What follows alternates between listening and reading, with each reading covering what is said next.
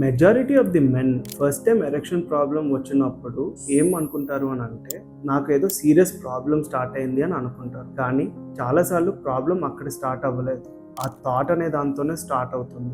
ఎప్పుడైనా ఒక రోజు స్ట్రెస్ వల్ల, టైర్డ్నెస్ వల్ల, యాంగ్జైటీ వల్ల ఎక్స్పెక్టెడ్గా ఇంటిమసీ జరగకపోవచ్చు, and that is absolutely normal.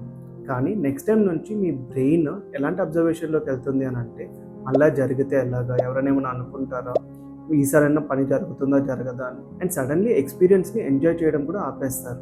పర్ఫార్మెన్స్ని monitor చేయడం స్టార్ట్ చేస్తారు. ఎంత మానిటర్ చేస్తే అంత యాంగ్జైటీ పెరుగుతుంది. ఎంత యాంగ్జైటీ పెరిగితే అంత బాడీ న్యాచురల్ రెస్పాన్స్ డిస్టర్బ్ అవుతుంది. అప్పుడు ప్రాబ్లం బాడీలో ఉన్నట్టు అనిపిస్తుంది. కానీ చాలాసార్లు సైకిల్ని రన్ చేసేది ఫియర్. పర్ఫార్మెన్స్ యాంగ్జైటీలో బిగ్గెస్ట్ ప్రాబ్లమ్ యాంగ్జైటీ కాదు, యాంగ్జైటీ ఉంటుందేమో అని యాంగ్జైటీ అదే సైకిల్ని మళ్ళా రిపీట్ చేస్తూ ఉంటుంది.